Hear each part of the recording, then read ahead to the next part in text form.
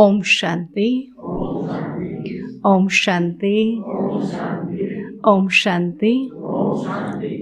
आप सबको 86वीं त्रिमूर्ति शिव जयंती की बहुत बहुत हार्दिक बधाई। हमारे बाबा के, हमारे प्यारे बाबा के जन्मदिन की और हम सब के जन्मदिन की बहुत बहुत बधाई। दुनिया वाले त्रिमूर्ति शिव जयंती मनाएंगे और हम अपने बाबा की जन्मदिन मनाएंगे। तो बाबा का जन्मदिन सो हम बच्चों का जन्मदिन है ना, तो जन्मदिन मनाएंगे। पहले बाबा के महावाक्य सुनते हैं, है ना। तो जन्मदिन तो बाबा कहते हैं ना, पूरा महीना मनाते रहना है, पूरे साल मनाते रहना है। हम इस दुनिया में आए हैं और दुनिया में आकर के हमने भगवान को पहचाना, भगवान को अपना बनाया। इससे बड़ा भाग्य और क्या है। तो अपने भाग्य के, अपने खुशी के गीत गाते रहो कि वाह मेरा भाग्य, वाह वाह मेरा ब्राह्मण परिवार, वाह। तो आज सारा ब्राह्मण परिवार इकट्ठा हो गया है। अभी और भी होता रहेगा, इसलिए पहले ही जगह बना दो, फिर नहीं तो ऐसे बैठ जाओ, ठीक है। तो बाबा के महावाक्य रोज हम सुनते हैं। 4 सब्जेक्ट पर बाबा के महावाक्य चलते हैं: ज्ञान, योग, धारणा, सेवा। तो ज्ञान तो अभी सबके समझ में आ गया। अभी तो घर घर में सबके हाथ में ज्ञान है, लेकिन क्या बुद्धि में ज्ञान है, दिल में ज्ञान है? तो बाबा कहते हैं ज्ञान का मनन चिंतन करना, केवल ज्ञान को सुनना नहीं बल्कि समझना है। जो समझ गए वो यहाँ तक पहुँच गए, और जो समझते जाएंगे वो भी पहुँचते जाएंगे, है ना। तो पहले सुने तो सही ना। तो बाबा के महावाक्य रोज हैं। बाबा कहता कि हमारे अंदर 5 विकारों रूपी भूत जो कड़े संस्कार हैं उनको भगाओ, वरना वो हमको भस्मीभूत कर देंगे। आजकल बाबा के महावाक्य इन्हीं 5 विकारों के ऊपर, और बाबा के तो उन 5 विकारों को भगाएंगे ज्ञान और योग की वास धूप जगा करके। जितना ज्ञान सुनेंगे, योग लगाएंगे, तो उतना ये विकार भागते जाएंगे। तो हर कोई भगवान से कहता है विषय विकार मिटाओ, पाप हरो देवा। तो आज सबसे बड़ा दान बाबा कहते ये 5 विकारों का दान है। आज शिवरात्रि सच्चे अर्थों में तभी मनाई जाएगी जब हम इन 5 विकारों को शिव बाबा को अर्पण कर देंगे। मंदिर में गए, आज तक बहुत कुछ अर्पण किया, लेकिन आज बारी है अपने विकारों को अर्पण करने की। तो आज बाबा कहते खुशी में गीत गाओ। ये दुनिया का विनाश कोई बड़ी बात नहीं है। बाबा कहते जल्दी जाएं तो जल्दी सतयुग में आए, है ना। तो जल्दी जल्दी जाना है ना, नई दुनिया में आना है ना। तो बाबा कहते रोना नहीं है, कुछ भी हो जाए हमको हर घड़ी खुशी में रहना। अगर हम भी रोते रहेंगे तो फिर औरों का क्या होगा, है ना। तो इसलिए बहुत बड़ा भाग्य है, इस समय हमको भगवान मिला और हमने उसको समय पर पहचान लिया है। तो आज 1 मार्च है 2022। आज बाबा के साकार महावाक्य हैं। आज बाबा बोले, मीठे बच्चे, तुम्हें अपनी तकदीर हीरे जैसी बनानी है। तुम्हें अपनी तकदीर हीरे जैसी बनानी है। पुरुषार्थ कर बाप से स्वर्ग का पूरा पूरा वर्षा लेना है। पुरुषार्थ कर बाप से स्वर्ग का पूरा पूरा वर्षा लेना है। प्रश्न है, कौन सा राज बुद्धि में अगर युक्ति युक्त बैठ जाए, कौन सा राज बुद्धि में अगर युक्ति युक्त बैठ जाए तो अपार खुशी रहेगी, तो अपार खुशी रहेगी। उत्तर है ड्रामा का। कल का राज था कि पतित पावन सबको सुख देने वाला एक बाबा है। कोई मनुष्य किसी को सुख शांति नहीं दे सकता। आज का राज है ड्रामा का। इस ड्रामा में हर एक्टर को अविनाशी पार्ट मिला हुआ है। इस ड्रामा में हर एक्टर को अविनाशी पार्ट मिला हुआ है जो बजाना ही है, जो बजाना ही है। कोई का भी पार्ट घिसता व मिटता नहीं, कोई का भी पार्ट घिसता व मिटता नहीं। बनी बनाई बन रही, अब कुछ बननी नहीं। चिंता ताकि कीजिए जो कुछ अनहोनी होए। बाबा कहते ये ड्रामा बना हुआ है और इस ड्रामा में जो भी हो रहा है वो सब अच्छा है। इसमें हेर फेर भी नहीं हो सकती है। सतयुग की जगह सतयुग ही होगा, कलयुग की जगह कलयुग ही होगा। तो इसमें हेर फेर भी नहीं हो सकती। कल्प पूरा होगा तो फिर से वही part second by second repeat होगा। कल्प पूरा होगा तो फिर से वही part second by second repeat होगा। यह बहुत गुह्य राज है, यह बहुत गुह्य राज है। जो युक्ति युक्त बुद्धि में बैठे तो खुशी रहे। आप कहते ज्ञान भी युक्ति युक्त अगर समझ में आए, बुद्धि में बैठे तो खुशी रहे, नहीं तो मूंझते, नहीं तो मूंझते हैं। बाबा कहते हैं बच्चे मूंझो नहीं। बाबा कहते हैं बच्चे मूंझो नहीं। बाप में निश्चय रख, पूरा वर्षा लेने का पुरुषार्थ करो। बाप में निश्चय रख, पूरा वर्षा लेने का पुरुषार्थ करो। आज का गीत है तुम्हें पाके हमने जहां पा लिया, जमी तो जमी आसमां पा लिया। ओम शांति। मीठे मीठे ईश्वरीय बच्चों ने गीत सुना। हम सब ईश्वर के बच्चे हैं ना। तो ड्रामा अनुसार समझ में आता है कि तुम अभी बने हो ईश्वर के बच्चे। वैसे तो सारी दुनिया ईश्वर के बच्चे है ना, लेकिन ईश्वर की बात को मानते कितना है? ईश्वर को जरूर मानते हैं, लेकिन ईश्वर की बात को जो मानते हैं वो ईश्वर के बच्चे हैं। तो हम सही अर्थों में अभी ईश्वर के बच्चे हैं। ईश्वर से तुम स्वर्ग का मालिक बनने आए हो अथवा स्वराज्य लेने आए हो। नरक के मनुष्य मात्र तो ये जानते ही नहीं कि स्वर्ग क्या होता है। कहते हैं ना, नरक का गेट बहुत सजा हुआ होता है और स्वर्ग का गेट कभी सजा हुआ नहीं, स्वर्ग अंदर में सजा होता है। तब बाबा कहते हैं वो तो क्या देखते हैं, बाहर की चमक दमक देखते हैं ना, तो उनको तो पता ही नहीं चलता कि स्वर्ग में कैसे जाना है, स्वर्ग क्या होता है।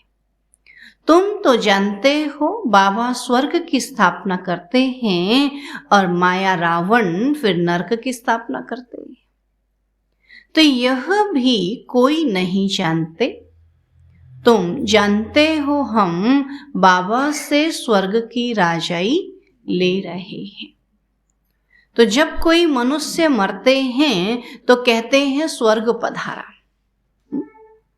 क्या समझते हैं? यहां से मरा और कहाँ गया? स्वर्ग में गया। अगर मरने से स्वर्ग चले जाते फिर तो सभी क्या करते? सभी मर जाते, नहीं? तो मरने से स्वर्ग नहीं जाते हैं। बाबा कहते श्रेष्ठ कर्म करने से स्वर्ग जाते हैं। गोया अपने को कहते, बाबा कहते मनुष्य मरते हैं तो कहते स्वर्ग पधारा, गोया अपने को कहते हैं कि हम नरक में हैं और सब नरक के मालिक हैं।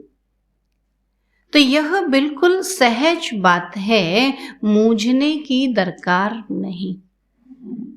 तुम्हारी तकदीर अब हीरे जैसी बन रही है। दुनिया में अभी तक कैसे थे? कौड़ी जैसे, है ना, और बाबा ने बना दिया हीरे जैसा। तो हीरे जैसी तकदीर बाप के सिवाय कोई बना नहीं सकते। तो तुम जानते हो कि बाप से हम स्वर्ग का वर्षा ले रहे हैं। तो नरक कितना समय चलता है? कोई को भी समझाओ तो कहते हैं सत्युग को तो लाखों वर्ष हो। अब तुम हो God fatherly student, God father द्वारा स्वर्ग का वर्षा पा रहे हो। बाबा कहते फिर बाबा को भूलते क्यों हो? यह बाबा को समझ में नहीं आता है। हाँ, कल भी बाबा ने कहा लज्जा नहीं आती। आज बाबा कहते इतना ऊंचा बाप, स्वर्ग का वर्षा देने वाला, स्वर्ग का मालिक बनाने वाला, उसको भूलते क्यों हो? ये बाबा को समझ नहीं आती। सोचो, इतना बड़ा बाप जो सबको समझाता, वो कहता बच्चे बाबा को क्यों भूल जाते? ये बाबा को समझ नहीं आता है। तूफान तो बहुत आएंगे, तब क्या बिगर मेहनत तुम स्वर्ग के मालिक बन जाएंगे? हाँ, कहते हैं कुछ भी हो जाए। बाबा कहते, बाबा से कहते बाबा कुछ भी हो, हम आपका हाथ और साथ कभी नहीं छोड़ेंगे। फिर बाबा कहते क्यों घबराते? कोई मरा तो कहते हैं स्वर्गवासी हुआ, तो फिर रोते क्यों हो? स्वर्ग में जाना तो खुशी की बात है ना, फिर रोते क्यों हो? तुमको तालियां बजानी चाहिए कि स्वर्ग में गया ना। यहाँ तो क्या था? नरक में था ना। स्वर्ग में गया माना अपने आप से। बाबा कहते ये निश्चित हो गया ना कि हम सब कहाँ हैं? नरक में हैं, तो फिर तो खुश होना चाहिए वो स्वर्ग में गया। खुशी मनानी चाहिए। अगर स्वर्ग में जाना इतना सहज है, फिर तो सबको गोली दे दो तो सब स्वर्ग में पहुंच जाएं। सुना क्या कहता है आज बाबा? मरने से स्वर्ग जाएं तो सब गोली खा करके स्वर्ग चले जाएं। क्यों इस दुनिया में इतना दुख भोगे? फिर यहां दुख में रहने की दरकार ही क्या पड़ी है? फिर क्या कहते हैं, मर गया वो भी स्वर्ग गया, हम भी स्वर्ग में बैठे। हाँ? दुख में मनुष्य जहर खाकर भी मर जाते हैं। सिपाही कितने मरते हैं?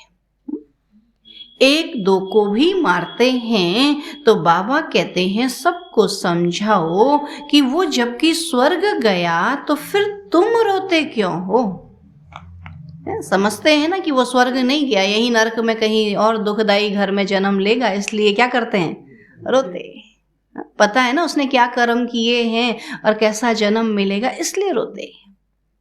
भले मुख से कहते स्वर्ग गया, वास्तव में न कोई स्वर्ग में जा सकते हैं और न वापस निर्वाण धाम में जा सकते हैं। तो अब तुमको स्वर्ग में चलने का उपाय बाप ही बताते हैं। तो स्वर्ग का रचयिता जब स्वर्ग रचे तभी तो स्वर्ग में कोई जावे ना। बाबा कहते अभी स्वर्ग बना ही नहीं तो स्वर्ग में जाएंगे कैसे? अब स्वर्ग का रचयिता बाप आया हुआ है और यह भी तुम बच्चे ही जानते हो। जब रावण राज्य शुरू होता है तो देवी देवताएं वाम मार्ग में चले जाते हैं और उसी समय से विकार शुरू हो जाते हैं। तो रावण राज्य कब शुरू होता है उसका कोई दिन मुकर्रर नहीं है। सुना बाबा कहते कब से रावण राज्य कह नहीं सकते ना, कब से आया। तुम बच्चे यह थोड़ी कहेंगे बाबा ने कब इसमें प्रवेश किया। वो तो बताते हैं 1936-37 अंदाजा लगाते कौन से दिन में आया, ये नहीं कह सकते। जब साक्षात्कार हुआ तब आया या कब आया? साक्षात्कार तो भक्ति मार्ग में भी ऐसे तो होते हैं। पता ही नहीं पड़ता बाबा किस समय आया। कृष्ण के आने की घड़ी दिखाते हैं और शिव बाबा की घड़ी आदि कुछ होती ही नहीं, है ना। कहते शिवरात्रि है, अभी शिवरात्रि कोई निश्चित है दिन थोड़ी, हाँ लोग कहते हैं ना।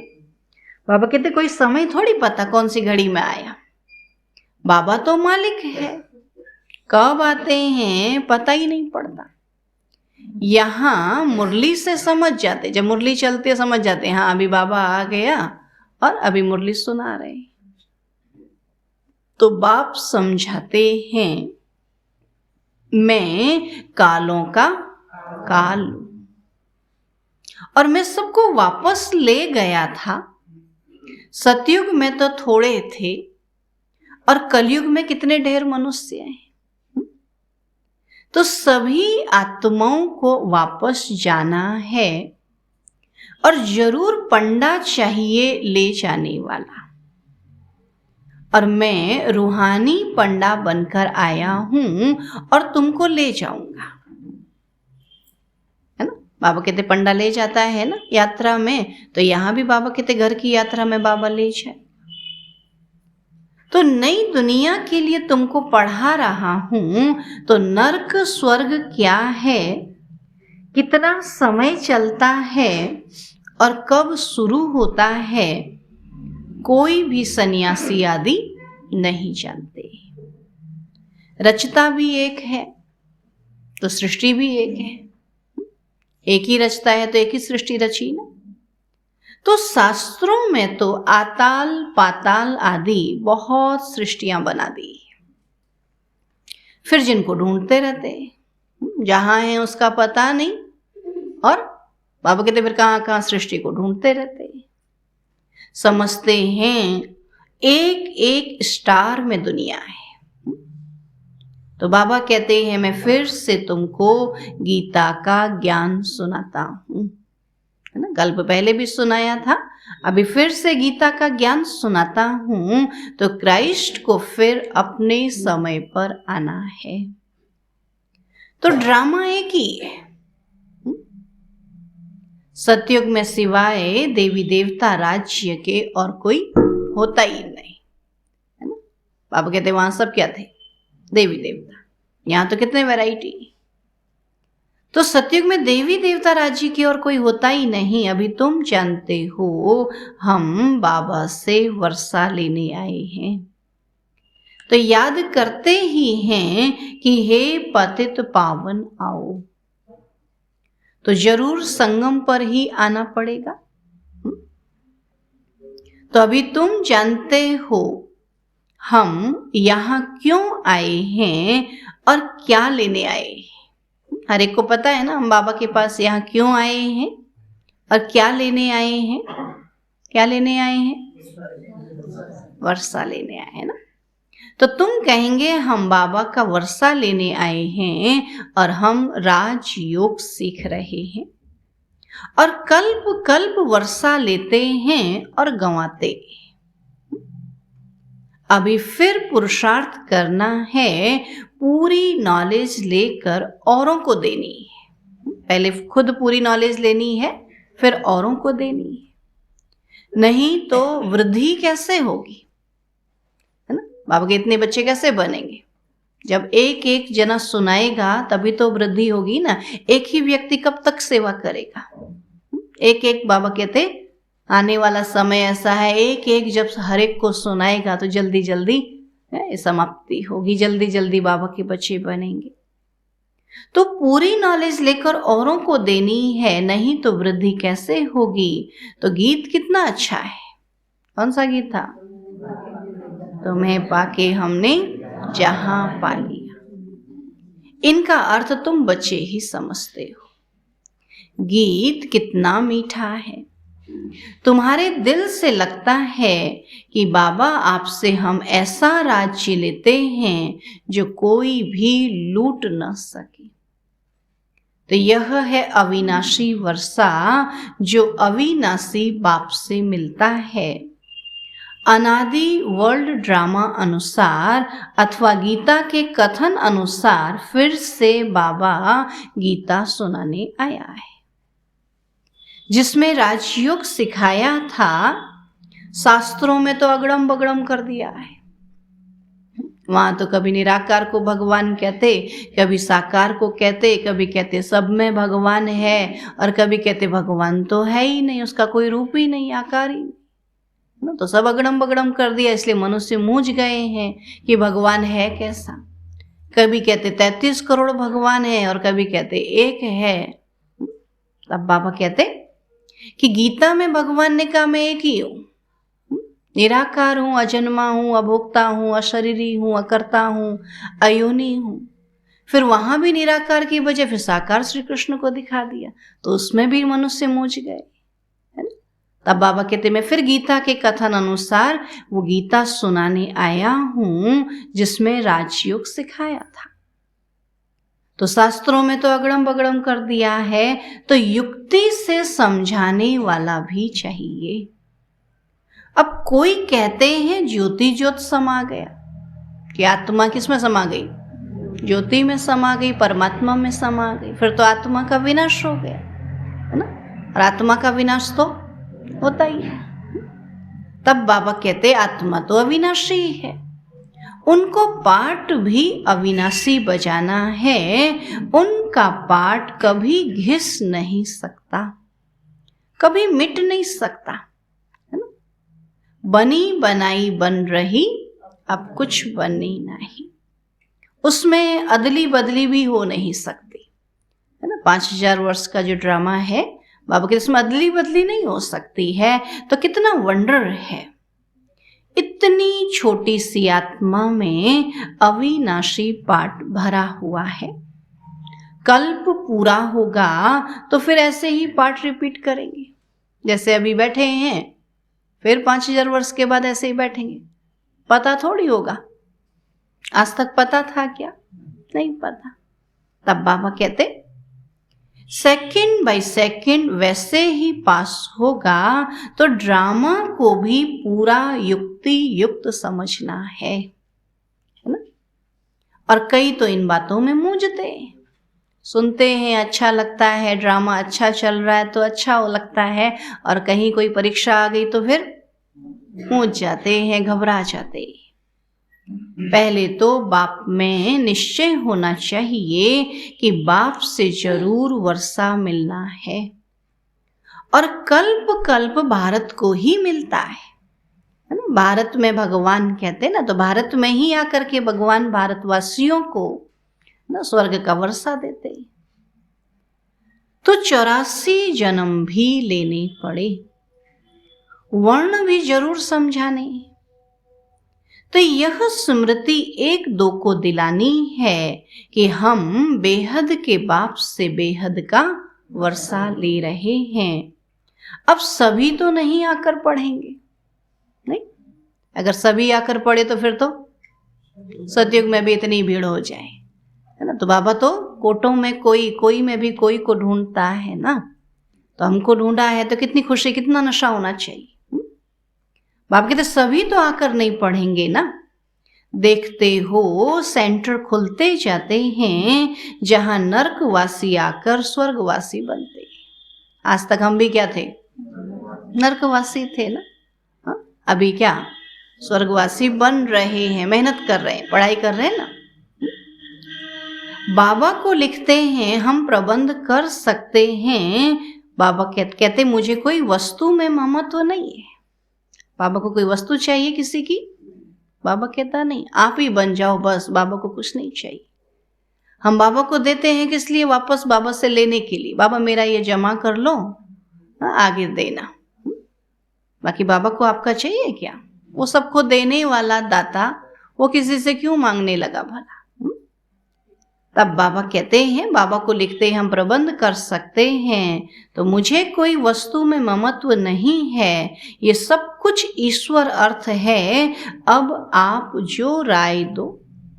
तो बाबा कहते मैं भी लिखता हूं, बल आपस में राय करो, जहां अच्छी लोकेलिटी हो वहां सेंटर खोलो। जहाँ सब सहज पहुंच सके। उधर जंगल में जाके खोलेंगे तो कैसे पहुंचेंगे बताओ, है ना। कहेंगे सवेरे सवेरे भी पहुंचो और जंगल में भी पहुंचो जहाँ साधन नहीं है। तो बाबा कहते ऐसा स्थान हो अच्छा सा जहाँ सब सहज पहुंच सके। तो जहाँ अच्छी लोकेलिटी हो वहां सेंटर खोलो। हिम्मते मर्दा मददे बाप है तो बाबा कितना खुश होता है। जब अच्छा कार्य करते तो बाबा को भी तो खुशी होती है ना। दिल में समझता है ऐसा दान तो अच्छा होता है। बहुतों को कौड़ी से हीरे जैसा बनाना तो यह है बड़े ते बड़ी हॉस्पिटल भी है, कॉलेज भी है। नहीं, जब शुरू शुरू में था कॉलेज, जब बाबा के बच्चे आए थे अपनी खुशी से पढ़ने के लिए, अभी क्या हो गया धीरे धीरे ये हॉस्पिटल। जब बीमार होते हैं तभी आते। बोला कैसे आए, किसने परिचय दिया? बोला फलाने डॉक्टर ने कहा मेडिटेशन सीखो। और हमको मेडिटेशन सिखा तो ज्ञान हमको नहीं सुनना है, ऐसा कहते हैं। अभी बिना ज्ञान सुने ध्यान कर सकते? नहीं कर सकते ना। तो बाबा ने कहा ये हॉस्पिटल भी है तो कॉलेज भी है। सिर्फ 3 पैर पृथ्वी का चाहिए, जहां आकर बैठ सके इतनी जगह तो चाहिए ना। कितना सहज रीति बाबा कौड़ी से हीरे जैसा बनाते हैं। ऐसा बाबा रहते देखो कितना साधारण है। कहां आए हैं, कोई राजा के पास क्यों नहीं आए? सुना, बाबा कोई राजा के पास क्यों नहीं आए? राजा आपको आने देता? राजा के पास में आ जाते हैं। किसी वीआईपी के घर में अगर भगवान आ जाए तो आपको घुसने देंगे अंदर? बोला नहीं, बिना परमिशन आप अंदर नहीं आ सकते। इसलिए बाबा ने साधारण तन चुना जिसके पास आप सहज जा सकते हैं। तब बाबा कहते हैं कितना साधारण है। कहाँ आए हैं? कहते हैं मैं साधारण बूढ़े तन में आता हूँ जिसने 84 जन्म एक्यूरेट पूरे किए हैं। सतयुग का फर्स्ट प्रिंस तो यह है ना। बाबा के जो अच्छा फर्स्ट पुरुषार्थ करेगा वही नंबर 1 प्रिंस भी बनेगा। तो यह ही नंबर 1 प्रिंस भी बनेगा। तो इनका भी नाम बाबा कहते रखा है श्याम और सुंदर। तुम बच्चे इसका भी अर्थ समझते हो कि अभी ये आत्मा भी कैसी है? श्याम है, और यही फिर नंबर 1 सुंदर बनती, इसलिए श्याम सुंदर कह दिया। तो उन्होंने अर्थ को न समझने के कारण श्री कृष्ण को काला कर दिया है। अभी श्री कृष्ण काला थोड़ी था, उनकी आत्मा 84वें जन्म में पतित थी। अभी पतित को काला दिखाना ये कहाँ का अर्थ है? बाबा कहते हैं कि आत्मा के अंदर 5 विकार थे, 5 विकारों का कालापन था, तो उन्होंने शरीर को ही काला दिखा दिया। तब बाबा कहते हैं ये तुम बच्चे इसका अर्थ समझते हो, और उन्होंने अर्थ को न समझने के कारण काला कर दिया है। तो मुख्य शिव बाबा का लिंग भी काला, कृष्ण राम को भी काला कर दिया। एक तरफ गोरा फिर दूसरे तरफ काला क्यों? जगन्नाथ के मंदिर में शकल ऐसी दिखाते हैं जैसे अफ्रीकन लोग, है ना, काले, गर्मी से काले हो जाते हैं ना। हाँ, तो उन्होंने श्री कृष्ण को भी काला, राम को भी काला, शिव को भी काला दिखा दिया। फिर कहां कहां नारायण को भी काला कर दिया, कहां लक्ष्मी को भी ऐसा ही दिखाते हैं। सुना, तो जैसी अपनी दृष्टि वैसी सृष्टि बना दी। खुद की दृष्टि काली थी तो सबको काला बना दी। तब बाबा कहते ये अब वंडर लगता है मनुष्यों की बुद्धि कैसी है। तो बाबा ही सत्य मत देते हैं अपने साथ मिलने के लिए, बाकी तो यज्ञ तप दान पुण्य आदि करते हैं, मुफ्त में पैसे बर्बाद करते रहते हैं। भक्ति में बाबा कहते यज्ञ तप दान पुण्य करते हैं, और फिर गीता में कहते भगवान ने कहा मैं भक्ति से नहीं मिलता, न तप से, न दान से, न पुण्य से, न हवन से, पूजा पाठ से, मैं इनसे नहीं मिलता। मैं तो जब इस धरा पर आता हूं तभी मिलता हूं। तो फिर वो सब क्यों कर रहे हैं? बाबा कहते फिर तो मुफ्त पैसे बर्बाद करते हैं। फिर क्यों कहते हैं पतित पावन आओ? फिर याद क्यों करते हैं? गंगा जमुना नाले आदि कितने, तो बाबा ने भी, है ना, ब्रह्मा बाबा ने भी बहुत तीर्थ आदि किए हैं। और अभी तो मोस्ट बीलवेड लकी सितारे नर्क स्वर्ग को जान गए हो। अब मनुष्य मरते हैं तो कहते हैं स्वर्ग गया, तो उनको भी समझाओ स्वर्ग किसको कहते हैं हम जानते हैं, तभी तो समझाते हैं। हमको भी स्वर्ग स्थापन करने वाला बाप मिला है ना। हम जब किसी को समझाने जाते हैं तो वो समझते हैं ये कल की छोटी छोटी कन्याएं ये क्या जानती, हम इनको समझाएं कि आपने वेद शास्त्र पढ़े, ये फलाने वेद में ये लिखा, फलाने शास्त्र में ये लिखा। बोला हम जानते हैं तभी तो आपको समझा रहे हैं। बाबा कहते हैं हम जानते हैं, हमको स्वर्ग स्थापन करने वाला बाप मिला है, जिसको आप ढूंढ रहे हो वो हमको मिला है। और वह नॉलेज दे रहे हैं। हमारा कोई मनुष्य गुरु नहीं है, हमारा गुरु शिव बाबा है। तो सतगुरु एक शिव बाबा है, वही पतित पावन है जिसको बुलाते हैं। तो निराकार को ही बुलाते हैं ना। कहते हैं ना, कभी राम बन के कभी श्याम बन के चले आना, प्रभु जी चले आना, है ना। तो माना परमात्मा कैसे, प्रभु जी कैसे हैं, निराकार है, इसलिए उसको क्या कहते हैं, आप साकार रूप में आना। उसको निराकार मानते हैं और चाहते हैं वो साकार तन में आए, तो साकार तन में तो आया ना। तो निराकार को ही बुलाते हैं ना, जिसको तुम ज्ञान सागर कहते हो। वह सत चित आनंद स्वरूप है, ज्ञान का सागर है। और हमको तो नॉलेज है ही नहीं। बाबा ज्ञान का सागर है, लेकिन हमको तो नॉलेज नहीं ना। जब बाबा मिला उनसे ही नॉलेज मिली। तो देखा भी जाता है उनके पास जो नॉलेज है वो कोई के पास नहीं है। आज तक किसी ने सुना है बाबा का परिचय? किसी ने नहीं सुना है। तो जो शिव बाबा ज्ञान का सागर है, उनके पास जो ज्ञान है वो दुनिया में किसी के पास नहीं है। तो तुमको कितना गदगद होना चाहिए कि हमको इतना ऊंचा बाप मिला है। पतित पावन गॉड फादर हमको पढ़ाते, वह हमारा बाप, हमारा टीचर, हमारा सदगुरु है। इसमें गुटखा खाने की बात नहीं है या नहीं है, बाबा कहते मूझने की बात नहीं है।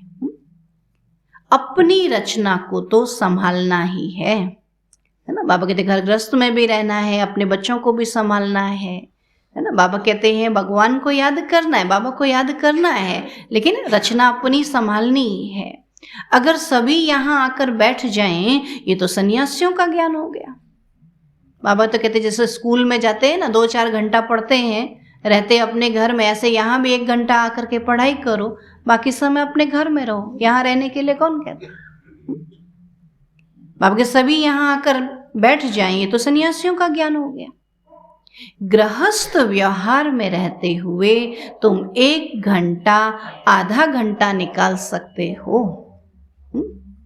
भक्ति में तभी तो घंटा बजाते हैं ना। क्या बोला? हम मंदिर में घंटा बजा के आए। जो भी मंदिर में जाता है वहां जाके क्या करता है? घंटा बजाता है। तो वो कौन सा घंटा था? ये 1 घंटा भगवान के घर में मुरली सुननी थी, उन्होंने मंदिर में जाकर के 1 घंटा चढ़ा दिया। बोला भगवान तेरे को 1 घंटा चढ़ाऊंगा, मेरी ये मन्नत पूरी कर दे। अरे ये 24 घंटे में से 1 घंटा चढ़ाना था। उस घंटे का भगवान क्या करें? कितने घंटे लटके हैं देखा ना मंदिरों में, फिर कहते चोरी हो गए। तो ये घंटा भगवान को चाहिए। तब बाबा कहते कि सारे दिन में से 1 घंटा, आधा घंटा निकाल सकते हो। पहले 7 रोज भट्टी में पड़ना पड़े, 7 दिन कोई की याद ना आए, कोई को चिट्ठी ना लिखे। अभी तो रोज सुबह उठ करके चिट्ठी लिखते हैं, नहीं लिखते? आज तो सबके हाथ में है ना, कॉपी पेन कहें, डायरी कहें, क्या क्या चीजें हैं उसमें, सब कुछ है, घड़ी कहें जो भी है, शीशा कहें, सब कुछ है ना उसमें। तो बाबा कहते 7 दिन तक कोई की याद ना आए, बिल्कुल सबको भूल जाना है। तुम बहुत वर्ष भट्टी में रहे, फिर भी तकदीर, है ना, इतना बाबा ने 14 वर्ष भट्टी में रखा, फिर भी उसमें से कोई कोई निकल के भाग गए। जैसे बाबा कहते भट्टी में ईंटों को डालते ना पकने के लिए, उसमें से भी कोई कोई टूट जाती है, कोई खराब हो जाती है। तो ऐसे यहाँ भी हुआ, कोई को तो माया खींच लेती है, ऐसी माया प्रबल है। तो बाबा कहते बच्चे धीरे धीरे परिपक्व अवस्था में आते जाओ, है ना। जब धीरे धीरे पौधा बढ़ता है तो वो बहुत समय चलता है, और एकदम पौधा बढ़ता है तो एकदम खत्म भी हो जाता है। तो धीरे धीरे बाबा कहते परिपक्व अवस्था में आते जाओ। तुम जानते हो हमारे 84 जन्म पूरे हुए। तुम्हारी बुद्धि में सारा झाड़ सब धर्म है, और वहां भी अलग अलग सेक्शन है। यहां भी ऐसे और वहां भी ऐसे, है ना। इस साकार दुनिया में भी सबका अलग अलग सेक्शन है, तो परमधाम घर में भी सबका अपना अपना सेक्शन है। बाकी मोक्ष किसी को भी मिल नहीं सकता। हम कहें इस दुनिया के जन्म मरण के चक्र से छूट जाएं, बाबा कहता नहीं। अगर ऐसे मोक्ष मिल जाए, परमधाम घर में बैठ जाए, फिर तो दुनिया खाली हो जाए। या फिर मोक्ष मिल जाए, जो अच्छी अच्छी आत्मा उनको मोक्ष मिल जाए, बाकी दुनिया में कैसे रहेंगे फिर कैसे दुनिया का खेल रिपीट होगा, है ना। तो बाबा ने कहा मोक्ष तो कोई को भी मिल नहीं सकता। ऐसे नहीं बुदबुदे मिसल आत्मा परमात्मा में लीन हो जाएगी, नहीं, फिर तो सारा पाठ ही खलास हो जाए, सब ज्योति ज्योत में समा जाए, खेल ही ना चले। तो यह सब झूठ है। झूठ तो बिल्कुल झूठ, सच की रत्ती भी नहीं, है ना। इतना बाबा कहते झूठ सुनाते हैं, है तो मनुष्य इसीलिए तो दुखी होते हैं ना। झूठ सुनते हैं, फिर अंत में पता पड़ता अरे इतना समय, है ना। कई लोग तो नाराज हो जाते हैं, बोला इतना समय हमने यूं ही ये समय वेस्ट किया। बोला उसमें हमारी क्या गलती, है ना, सभी ने किया। लेकिन जब पता पड़ा तभी याद कर लो ना, अभी भी क्यों समय वेस्ट करते हो। तब बाबा कहते कि झूठ तो झूठ, बिल्कुल सच की रत्ती भी नहीं। तो भक्ति में कोई मुख मीठा थोड़ी होता है। सुबह से खड़े होंगे लाइन में, बैठने के लिए जगह नहीं, और जाकर के भी पूजा कैसे करेंगे, रेली पे खड़े होकर फेंक फेंक के मारेंगे शिव बाबा को। कभी बेर मारेंगे, कभी बेल मारेंगे, कभी बेल पत्र मारेंगे, कभी पैसा मारेंगे, करते हैं ना। वहां बैठ के ऐसे याद करते, टाइम ही नहीं है। हाँ, दूर से ही चढ़ा देंगे, और जिसको ज़्यादा जल्दी होगी वो दिल्ली में ही जाके चढ़ा देगा। बोला मंदिर तक भी नहीं आ सकता, मंदिर के गेट में ही चढ़ा जाता हूँ। करते हैं ना ऐसा। तब बाबा कहते वहां तो कोई मजा नहीं, अभी यहाँ तो देखो कितने आराम से बैठे हैं। तब बाबा कहते कि भक्ति में मुख मीठा थोड़ी होता है। तुम जानते हो मुख मीठा कौन कराते हैं। तो बाप की पढ़ाई में पूरा ध्यान देना चाहिए। पुरानी दुनिया को देख लट्टू मत बन जाओ, देह अभिमान में मत आओ। अब तो अपनी बैगेज तैयार कर ट्रांसफर कर दो। अभी तो समझ में आ जाए ना, अब तो ट्रांसफर करो। यह दुनिया अब खलास सोनी है। तो बाबा कहते हैं सब कुछ इंश्योर कर दो। भक्ति मार्ग में करते हो तो अल्प काल के लिए फल मिल जाता है। समझते हैं ईश्वर ने दिया, कहते ये सब किसने दिया, कहते सब ईश्वर ने दिया। तो बोलो बाबा कहते हैं देखो हमने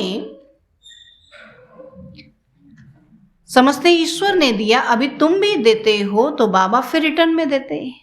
बाबा को देते तो बाबा फिर रिटर्न में देते हैं। और डायरेक्ट होने के कारण तुमको 21 जन्म का इंश्योरेंस मिलता है। 1-2 जन्म नहीं, 21 जन्म। तो यह है रूहानी बाप के साथ।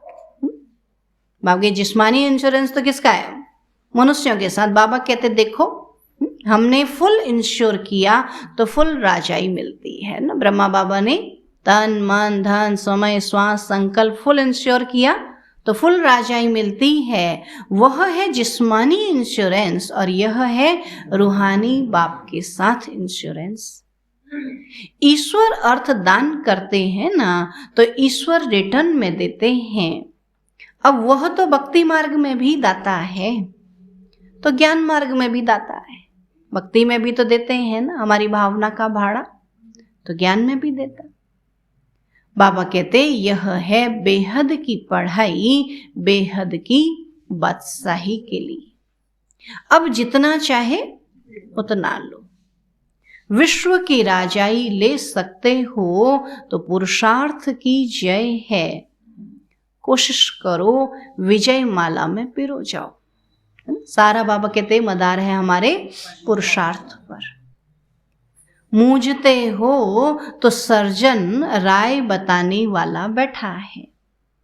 तुम जानते हो हमने अनेक बार बादशाही ली है और गंवाई है, और यह ज्ञान अभी है, सतयुग में फिर भूल जाएगा। अभी ज्ञान सुन रहे हैं, समझ रहे हैं, और सतयुग में पहुंचेंगे तो फिर ज्ञान भूल जाएगा। अच्छा, मीठे मीठे सिकील अधे बच्चों प्रति माता पिता बाप दादा का याद प्यार और गुड मॉर्निंग। रूहानी बाप की रूहानी बच्चों को नमस्ते। हम रूहानी बच्चों की रूहानी बाप दादा को नमस्ते नमस्ते नमस्ते। क्या सुना? टाइम वेस्ट नहीं करना है। हाँ, बहुत समय गंवा दिया है ना, दुनिया में क्या क्या बातें सुनी, सब झूठ झूठ सुना। अभी सत्य बाप आया है सत्य बताने के लिए, तो हमको उनको याद करना है ना। तो अभी भी झूठ में मूझना नहीं है। धारणा के लिए मुख्य सार है, पुरानी दुनिया को देख लट्टू नहीं बनना है। पुरानी दुनिया को देख लट्टू नहीं बनना है। अपनी बैगेज ट्रांसफर कर देनी है। अपनी बैगेज ट्रांसफर कर देनी है। अपना सब कुछ इंश्योर कर देना है। अपना सब कुछ इंश्योर कर देना है। दूसरा पॉइंट है, कोई भी वस्तु में अगर ममत्व नहीं है, कोई भी वस्तु में अगर ममत्व नहीं है, तो फिर कौड़ी से हीरे जैसा बनने की सेवा करनी है। तो फिर कौड़ी से हीरे जैसा बनने की सेवा करनी है। दान करने से ही ज्ञान धन बढ़ेगा। बाबा कहते जितना ज्ञान धन बांटते हैं ना, तो उतना ज्ञान धन बढ़ता है। आज का वरदान है, निमित्तपन की स्मृति से हर पेपर में पास होने वाले एवर रेडी नष्टो मोहा भवा। निमित्तपन की स्मृति से हर पेपर में पास होने वाले एवर रेडी नष्टो मोहा भव। बाबा कहते हैं एवर रेडी का अर्थ ही है नष्टो मोहा स्मृति स्वरूप। कि जब चाहे बाबा हमको ले जाए, बाबा हम तैयार हैं, हमारा कहीं किसी से कोई मोह नहीं है, इसको कहेंगे एवर रेडी। उस समय कोई भी संबंधी अथवा वस्तु याद न आए, किसी में भी लगाव न हो, सबसे न्यारा और सबका प्यारा। इसका सहज पुरुषार्थ है निमित्त भाव। निमित्त समझने से निमित्त बनाने वाला याद आता है। मेरा परिवार है, मेरा काम है, नहीं, मैं निमित्त हूं, है ना। इस निमित्तपन की स्मृति से हर पेपर में पास हो जाएंगे, है ना। बाबा कहते हम सब निमित्त है, अभी चले जाएं तो क्या वो परिवार वाले नहीं खाएंगे? खाएंगे ना, सारा कार्य करेंगे ना, तो फिर जब तक मैं निमित्त हूँ, जिम्मेवारी निभाऊं, तो कुछ देर उसमें से निकलूं भी तो सही। हम कहें कि हमारे बिना चलेगा ही नहीं, तो हम सदा तो किसी के लिए नहीं बैठे रहने वाले ना। तो इसलिए कुछ समय, बाबा ने कहा ना, 1 घंटा आधा घंटा अपने लिए भी निकालना है। बाकी उस दुनिया की जिम्मेवारी हमको निभानी जरूर है। स्लोगन है, ब्रह्मा बाप के संस्कार को अपना संस्कार बनाना ही फॉलो फादर करना है। ब्रह्मा बाप के संस्कार को अपना संस्कार बनाना ही फॉलो फादर करना है। ठीक है, जैसा बाबा वैसी मैं आत्मा। तो अपने संस्कारों को चेक करना और बाबा को फॉलो करना कि बाबा समान बनी हूं। ठीक है, ओम शांति।